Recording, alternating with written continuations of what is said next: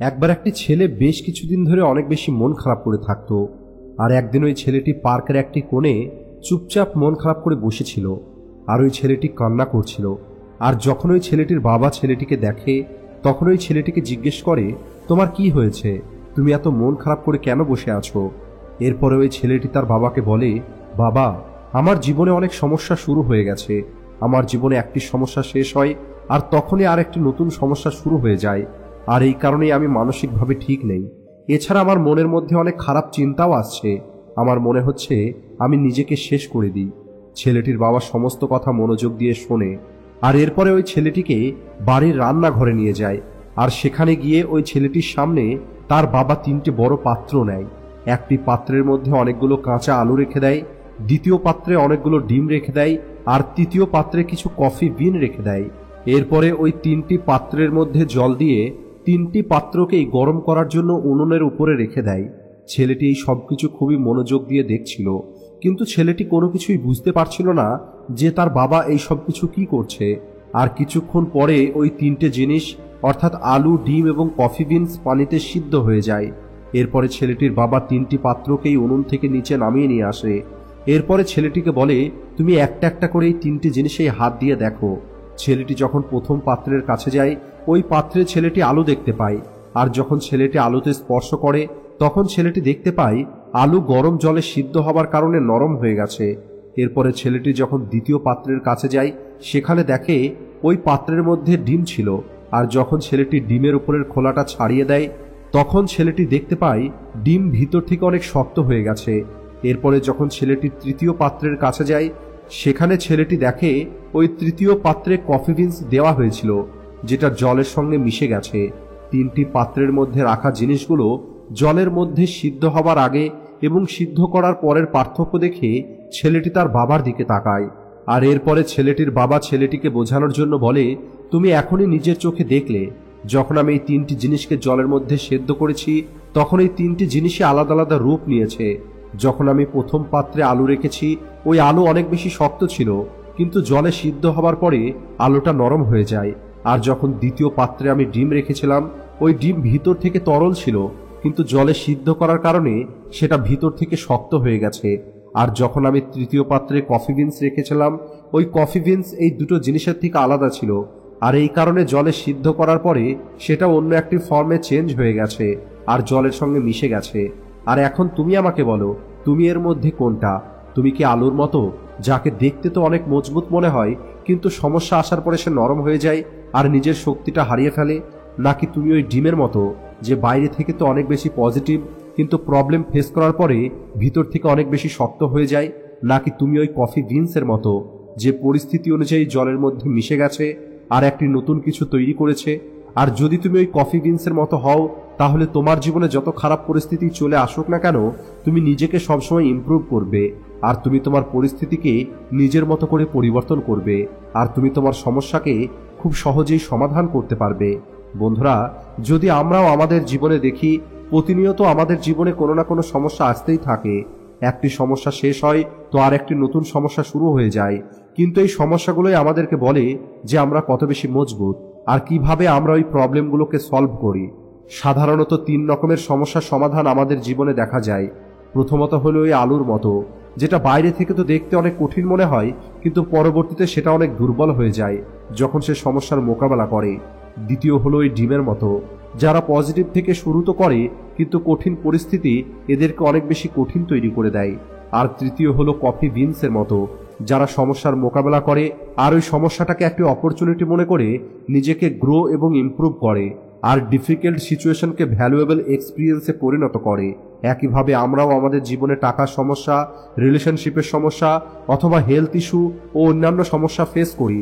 আর এই সমস্ত সমস্যা ওই ফুটতে থাকা জলের মতো, আর এই জল আমাদের ক্যারেক্টারকে তৈরি করে। তাই জীবনে চ্যালেঞ্জ থাকবেই, কিন্তু এটা আমাদের উপরে নির্ভর করবে যে আমরা ওই চ্যালেঞ্জের সময়ে কি রকমের রিয়াক্ট করব। একটি গ্রামে একটি কৃষক থাকতো, আর ওই কৃষক অনেক রকমের পশুপালন করতে খুবই পছন্দ করত। আর এই কারণেই ওই কৃষকের কাছে অনেকগুলো গরু, মহিষ ও ছাগল ছিল, যাদের দুধ বিক্রি করে ওই কৃষক তার পরিবার চালাতো। এরপরে একদিন ওই কৃষক একটি খরগোশ এবং একটি বানরকে নিজের বাড়িতে নিয়ে আসে, আর তাদেরকেও পালা শুরু করে। আর এভাবে বেশ অনেক দিন পার হয়ে যায়। আর এরপরে একদিন ওই কৃষক ওই খরগোশ আর ওই বানরের সঙ্গে একটি খেলা খেলার চিন্তা করে।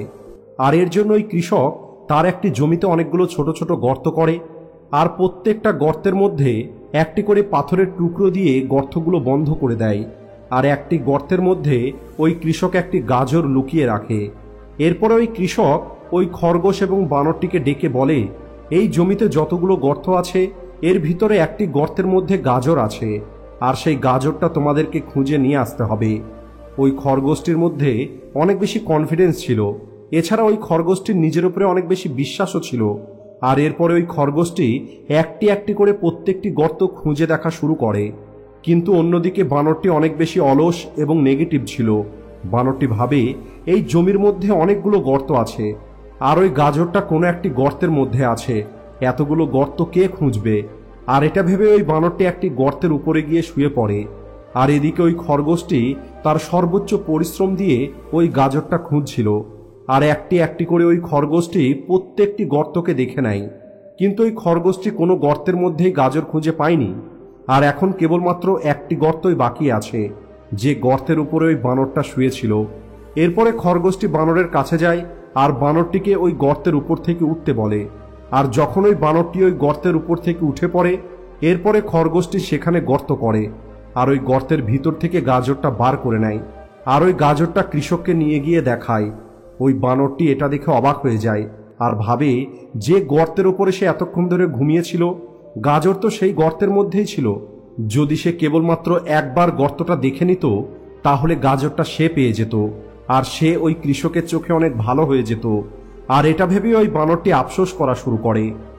বন্ধুরা, এই ছোট্ট গল্প থেকে আমরা তিনটে খুবই গুরুত্বপূর্ণ জিনিস শিখতে পারি।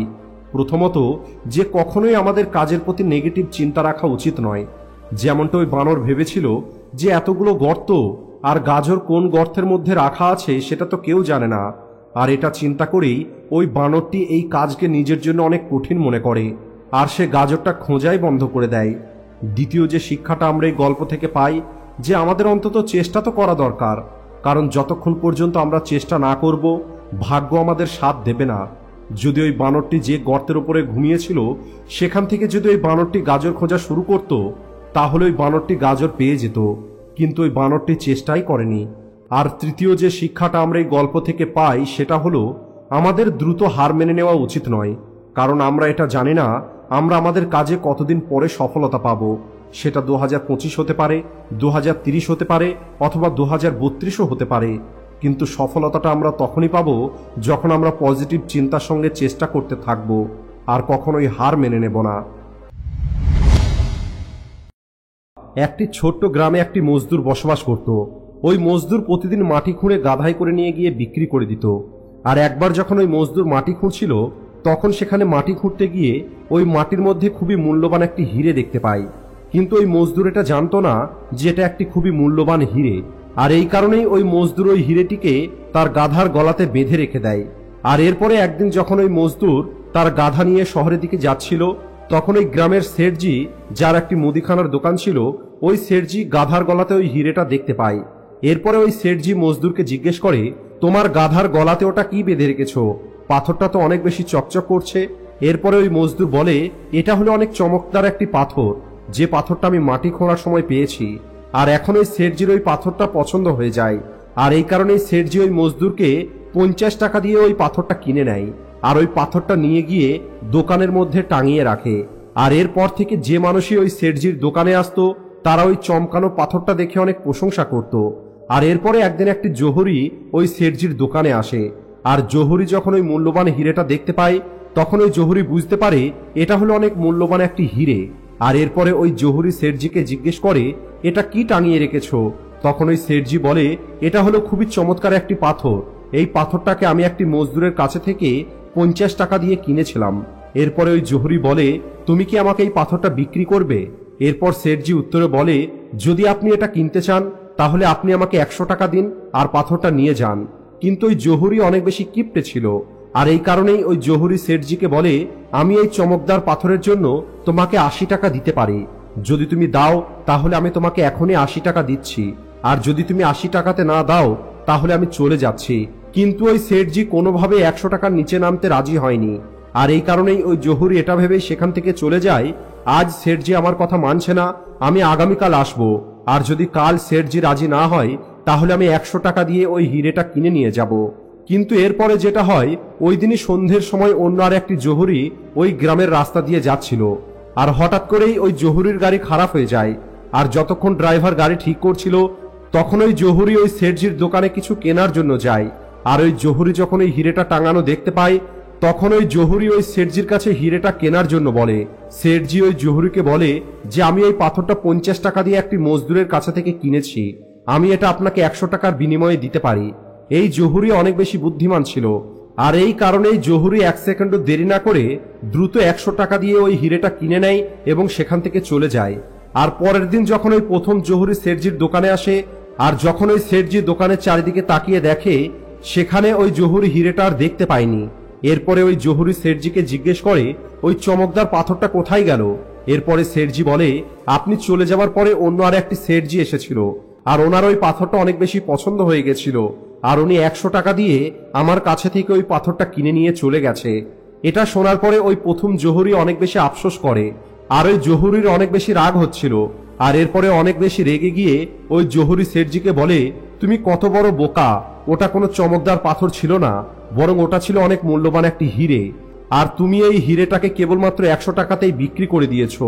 এটা শোনার পরে ওই সেঠজি জহুরিকে বলে আমি তো জানতাম না যে ওটা হলো অনেক মূল্যবান একটি হিরে, কিন্তু আপনি তো জানতেন যে ওই হিরেটা কত বেশি মূল্যবান, কিন্তু তারপরেও আপনি গতকাল আমার সঙ্গে মাত্র 20 টাকার জন্য ঝগড়া করছিলেন, তাহলে আমার থেকে বড় বোকা তো হলেন আপনি, কারণ আপনি সবকিছু জানার পরেও আপনি মাত্র 20 টাকার জন্য একটি মূল্যবান হিরে হারিয়ে ফেললেন।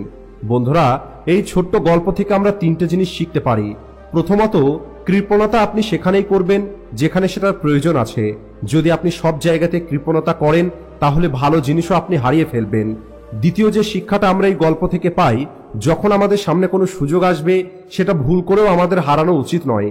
অনেক সময় আমরা নিজেদেরকে অনেক বুদ্ধিমান মনে করে অনেক সুযোগ আমরা হারিয়ে ফেলি।